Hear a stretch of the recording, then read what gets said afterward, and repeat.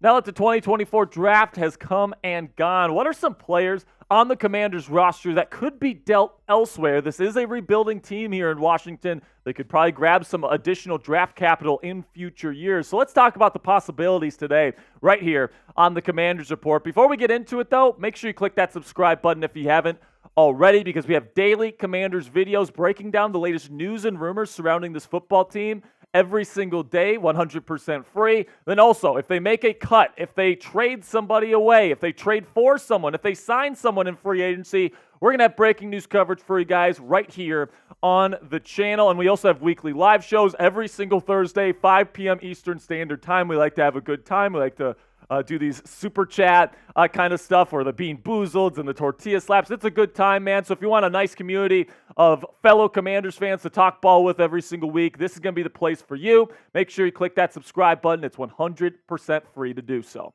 So a little bit of a disclaimer here before we get into it. This is not a predictions video, okay? I'm not predicting that all 4 of these players or any of them are going to get traded. I'm simply saying that there is an avenue that you could potentially make. You could make an argument that they could be traded. Okay, so I'm not predicting it. So before you get into the comments slamming me for bringing up these players, okay, today we're going to be going over guys that could end up getting traded if they wanted to get more capital in future NFL drafts. So let's start with Jonathan Allen here, because this is one that's been floating around for, a couple years now at this point, especially this past year where he's gone on radio programs and podcasts saying, yeah, he thinks about playing for other teams. And of course, post-game last year in one of the games, he said, I'm tired of this shit, losing, all this different stuff.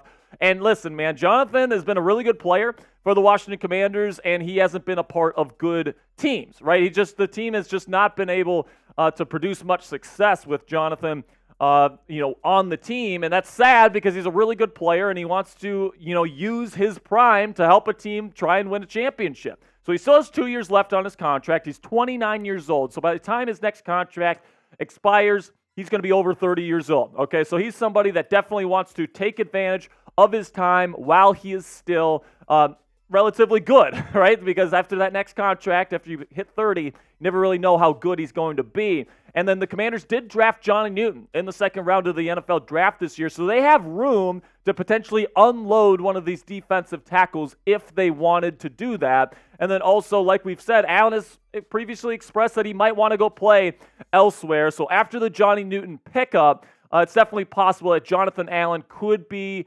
dealt for the right price, right? It has to be for the right price if you're the Washington Commanders, because right now on this defense, the best thing about this defense is the defensive tackle position, right? The edge rusher position is in kind of dire straits right now with Dorrance Armstrong slated to be your number 1 edge rusher. The cornerback room, I think, is definitely below average to NFL standards. I like the inside linebacker room. I'm cool with the safeties, but on the edges and then on the perimeter at corner, things are just, maybe below average when it comes to NFL standards. And right now, the one way that you can probably consistently get pressure on the quarterback is up the middle in the interior with this rotation of 3 really good defensive tackles. So Jonathan Allen is still very valuable to this football team. So I'm not going to give him away for nothing. All right, I'm not giving him up for like a 4th round pick, or I'm not going to give him up for, a 5th round pick. So this is what I would be willing to do here if I am the Washington Commanders.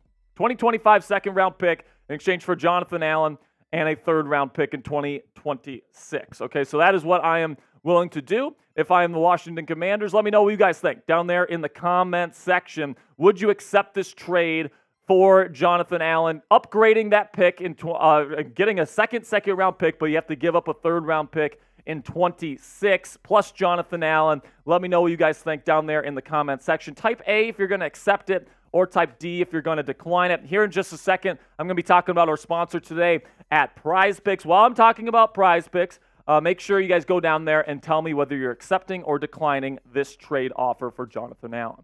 Now, today's Commanders Report video is made possible by our friends at Prize Picks, and they've got specials for new and returning users alike for the NBA playoffs when you head on over to prizepicks.com/CLNS or download the Prize Picks app today and use our code CLNS for a first-time deposit match up to $100. Football season has been over for a while, and it's not going to be coming back until the fall, but the action on the hardwood is just heating up with this year's NBA title on the line. Right now, there is no shortage of high-stakes basketball moments this time of the year, so get in on the excitement with our friends at Prize Picks, America's #1 fantasy sports app, where you can turn your hoops knowledge into serious cash. That is, if you know ball. Also, right now, they have a free promotion on Prize Picks, where they have the more on Caitlin Clark points that's set at 0.5 points. So if Caitlin Clark, who's going to be averaging like 20, 30 points a game this year in the WNBA, scores just one basket, all right, even one free throw, you get to win some money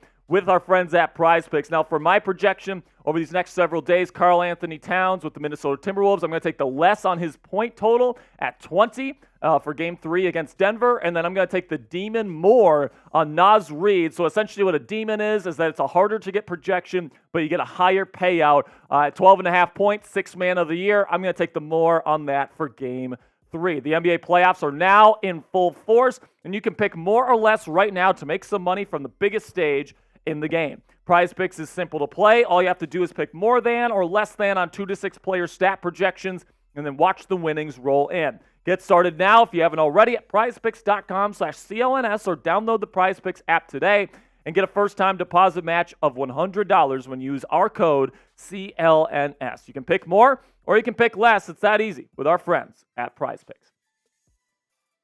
Now let's move from Jonathan Allen to Darrick Forrest. And this really pains me, guys, because I really like Darrick Forrest as a player. Whenever I pop him on film, he's always making plays, all right? And that's somebody that I want on my defense. However, he's entering the final year of his contract. He's also coming off a pretty major shoulder injury, and with them taking Mike Sanders still in the second round this year, that tells me that he's going to play slot corner, and then Quan Martin is going to be moving to his more natural position at free safety, which of course is where Darrick currently presides. So even though I like Darrick Forrest as a player, I think he's a legit starter in the National Football League, and he's somebody that can contribute to a really good defense in the National Football League. It just seems like he's being phased out a little bit, especially after his injury, and I don't think the Commanders are going to want to pay big money for a safety. They showed that this year with their unwillingness to pay Cameron Curl when he hit the free agency market. So why I actually think that Darrick Forrest could get traded here is because I think they might want to get Quan Martin in there at free safety as soon as they can, and they might want to try to get something for Darrick before he hits the open market. Now, whether that's a 5th-round pick, I think you could get up to maybe even a 4th-round pick for him. I think he's a really good player, but he plays a low-value position. I'd say it's probably going to be around a 5th or a 6th-round pick for his services. Is that worth it? I'm not too sure. I kind of like having a little bit of depth at the safety position, so the price has to be right to get rid of Darrick, but it seems like they're phasing him out, and they want Quan Martin to be the next free safety of the future for this football team. Another trade candidate for the Commanders is Jamin Davis.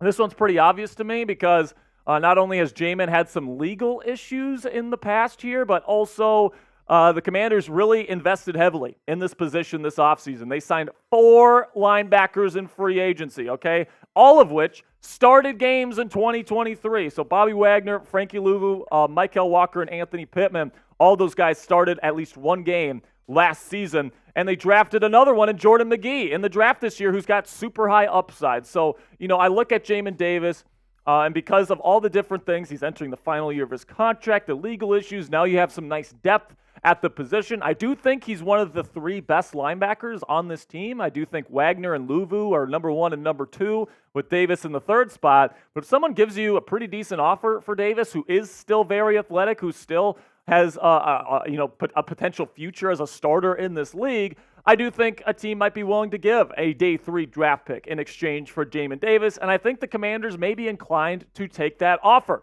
And I do think that his days in Washington are numbered. If it's not during this offseason, it's going to be next offseason that I think he departs from the Washington Commanders, barring an incredible season here this year. Now, my 4th trade candidate, Benjamin St-Juste, especially if the Commanders add another corner to this team, like if they sign Stephon Gilmore or Xavier Howard or Adoree Jackson, or if they trade for Marshawn Lattimore, I think Benjamin St-Juste could be traded elsewhere. And like some of these other guys, he's entering the final year of his contract.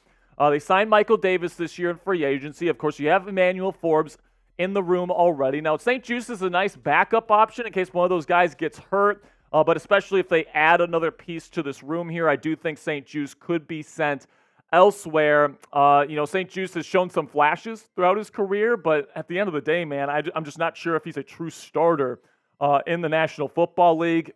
And at the end of the day, man, if they can get a pretty decent offer for him, I think that they'll probably take that. And I do see him more as a backup, and I'd kind of like the Commanders to keep him as a backup because, there's just not many guys that are third cornerback options on the outside that have as much experience and, honestly, as much ability as Benjamin St-Juste has. So, he's a valuable backup option that the Commanders have. So it would take at least, I'd say, probably a fifth-round pick or so to be able to really get the value for him on the trade market in terms of draft capital. But when it comes to Benjamin St-Juste, it's going to be interesting to see what they do. I think they keep him, but I think that he could be a potential trade candidate, especially if they sign or add another corner to the room. Now, let me know down there in the comment section which Commanders player is the most likely to be traded this offseason. Is it Jonathan Allen? Is it Darrick Forrest? Is it Jamin Davis? Let me know what you guys think down there in the comment section. If I'd have to answer this question right now, guys, I'd have to say Jamin Davis because of all the depth at that position. It seems like they're trying to phase him out. They're bringing in young players like Jordan McGee to fill that role in the future. It seems like if they could get a fifth round or even a sixth round pick for Jamin Davis at this point, they'd probably send him elsewhere. Now, that'll be it for today's show, guys. Really do appreciate your support. Make sure to click that subscribe button if you haven't already for more free Commanders content here on YouTube every single day.